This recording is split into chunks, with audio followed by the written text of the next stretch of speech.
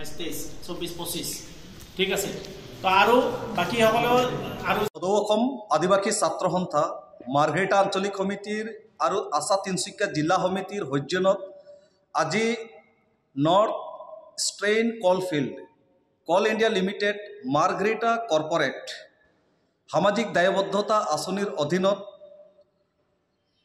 নিবনুৱা যুৱক যুৱতীসকলৰ কৰ্মসংস্থাপনৰ উদ্দেশ্যে এখনি কৰ্মশালা ইয়াত অনুষ্ঠিত কৰা হৈছিল।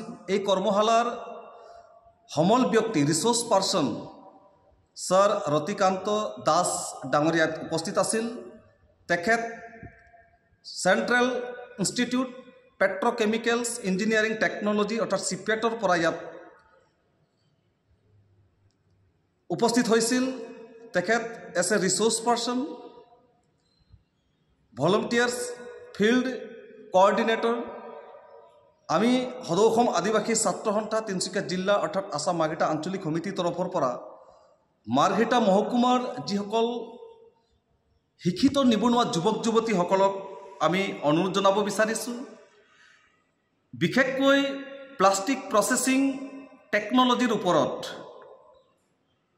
ট্ৰেইনিং ল'বৰ কাৰণে প্ৰশিক্ষণ ল'বৰ কাৰণে আমি আদিবাসী ছাত্ৰ সন্থা তিনিচুকীয়া জিলা আৰু মাৰ্ঘেৰিটা আঞ্চলিক সমিতিৰ তৰফৰ পৰা আহ্বান জনাইছোঁ।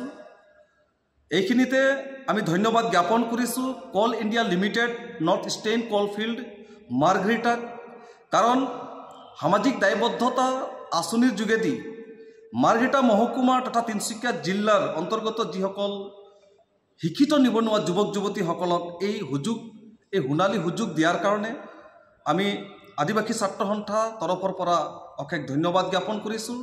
অনাগত দিনবোৰত সমাজৰ যিসকল শিক্ষিত নিবনুৱা যুৱক যুৱতীসকলে মাৰ্ঘেৰিটাৰ কলফিল্ড নৰ্থ ইষ্টাৰ্ণ কলফিল্ড কল ইণ্ডিয়া লিমিটেডৰ পৰা অধিক সুবিধা পাবৰ বাবে যাতে নৰ্থ ইষ্টাৰ্ণ কলফিল্ড কল ইণ্ডিয়া লিমিটেডে অধিক সুবিধা আগবঢ়ায় তাৰেই কামনা কৰি ধন্যবাদ। আৰু সকলোকেই এই আঁচনিৰ লাভৱান পাবৰ বাবে যাতে সকলোৱে আগবাঢ়ি আহে তাৰ কাৰণে আমি আহ্বান জনাইছোঁ। ধন্যবাদ।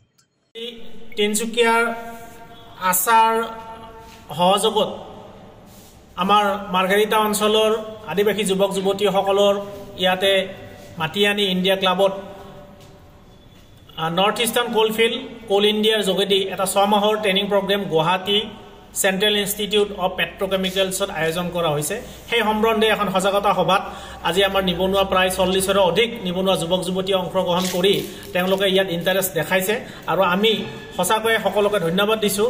আৰু এনেকুৱা যুৱক যুৱতী আপোনালোকৰ ঘৰত বাহিৰত যিবিলাকে আছে তেখেতসকলে আহি ইয়াৰ সুযোগ লৈ কৰ্মসংস্থাপন লাভ কৰিব পাৰিব এই চিপেটৰ জৰিয়তে।